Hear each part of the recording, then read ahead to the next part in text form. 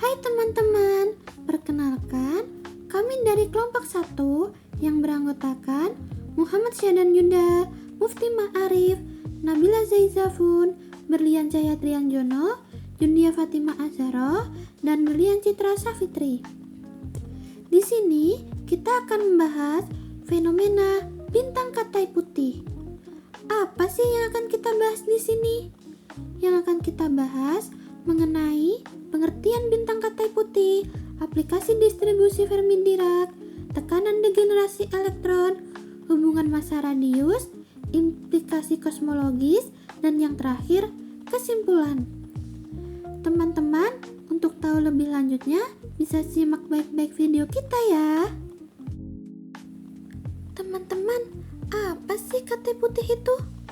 Katai putih adalah sisa evolusi bintang bermassa rendah hingga sedang yang telah kehabisan bahan bakar nuklir dan mengalami penyusutan menjadi objek kompak dengan massa tinggi namun radius kecil.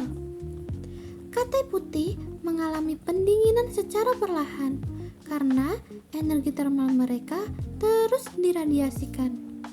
Objek ini tidak lagi mengalami fusi nuklir dan distabilkan oleh tekanan degenerasi elektron, bukan oleh tekanan gas termal seperti pada bintang aktif. Lalu, apa sih bintang katai putih itu? Bintang katai putih adalah sisa inti dari bintang bermassa rendah hingga sedang, seperti matahari yang telah kehabisan bahan bakar nuklirnya. Setelah melepaskan lapisan luarnya sebagai nebula planeter, yang tersisa adalah inti panas dan padat.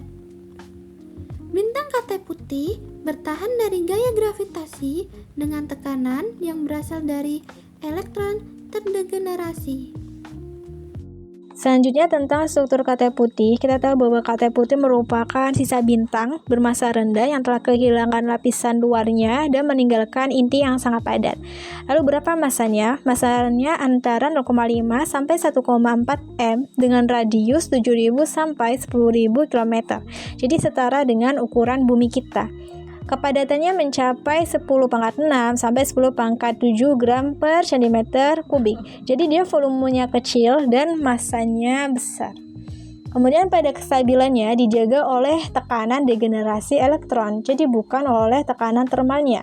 Nah, tekanan ini timbul oleh apa? Oleh prinsip eksklusi Pauli dan sesuai dengan konsep distribusi Fermi Dirac, di mana dia menempati keadaan energi yang sama.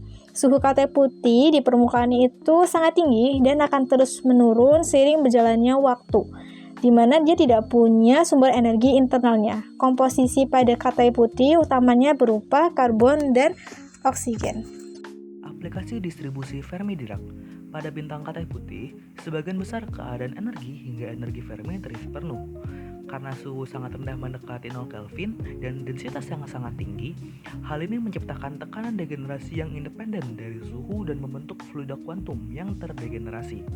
Tekanan degenerasi ini yang sepenuhnya berasal dari prinsip eksklusi Pauli menjadi satu-satunya penyeimbang terhadap gaya gravitasi yang besar di dalam bintang katai putih tersebut. Penggunaan distribusi ini pula menunjukkan bahwa terdapat batas massa maksimum yang dapat ditahan oleh tekanan degenerasi pada bintang katai putih, yaitu batas Chandrasekhar sebesar kurang dari 1,44 m. Karena kondisi itu, maka dapat dijelaskan mengapa katai putih tetap stabil meskipun tidak menghasilkan energi dari fusi nuklir dalam intinya tersebut.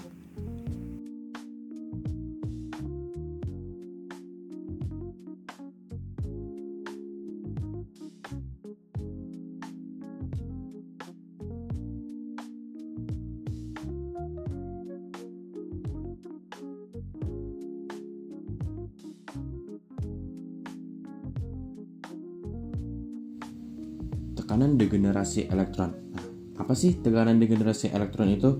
Tekanan degenerasi adalah tekanan kuantum yang muncul karena sifat elektron sebagai fermion yang tidak dapat menempati keadaan kuantum secara bersamaan atau bisa kita kenal dengan prinsip eksklusi Pauli. Di dalam katai putih, elektron-elektron sangat terkompresi sehingga menghasilkan tekanan meskipun tanpa adanya panas atau reaksi fusi.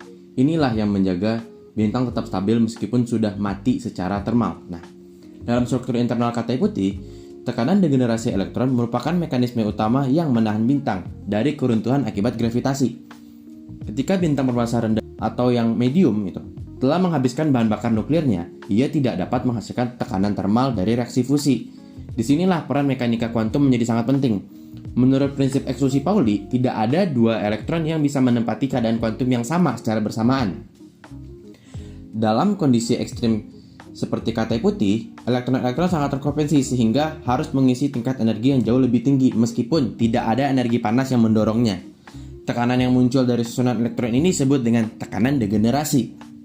Tekanan ini tidak bergantung pada suhu, berbeda dengan tekanan gas biasanya. Meskipun bintang telah mendingin, tekanan degenerasi tetap bertahan karena ia berasal dari sifat dasar elektron sebagai fermion.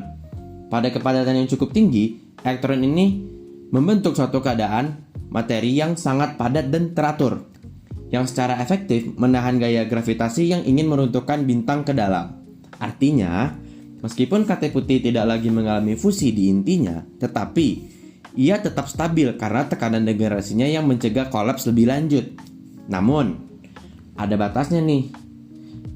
Jika massa katai putih melebihi ambang tertentu, atau kita kenal sebagai batas Chandrasekhar.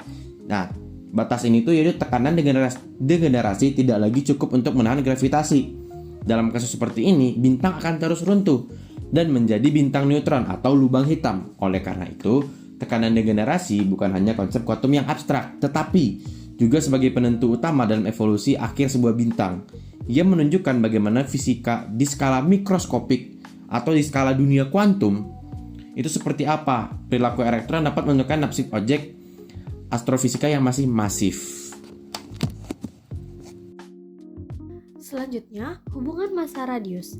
Saat massa katai putih mendekati 1,4 massa matahari, elektron-elektron bergerak mendekati kecepatan cahaya, kemudian tekanan degenerasi menjadi relativistik. Radius akan turun drastis dengan sedikit peningkatannya massa. Jika massa melebihi batas Chandrasekhar sebesar 1,44 m, tekanan degenerasi elektron tidak cukup untuk menahan gravitasi yang akan runtuh menjadi neutron atau lubang hitam. Peran tekanan degenerasi dalam menyeimbangkan gravitasi inilah yang menentukan bagaimana hubungan massa dan radius katai putih terbentuk. Dapat dirumuskan sebagai berikut. Hubungan antara massa dan radius pada katai putih ini bersifat berlawanan. Dengan intuisi, semakin besar massanya, maka akan semakin kecil radiusnya. Kemudian, hubungan massa radius ini yang khas pada katai putih tidak hanya menjadi bukti kuat keberadaan tekanan degenerasi elektron, tetapi juga memainkan peran penting dalam memahami evolusi bintang dan struktur alam semesta secara lebih luas. Kemudian implikasi kosmologis, tekanan degenerasi elektron memainkan peran krusial dalam menentukan nasib akhir bintang. Saat bintang kehabisan bahan bakar nuklirnya, maka tidak lagi menghasilkan fusi dan tekanan termal.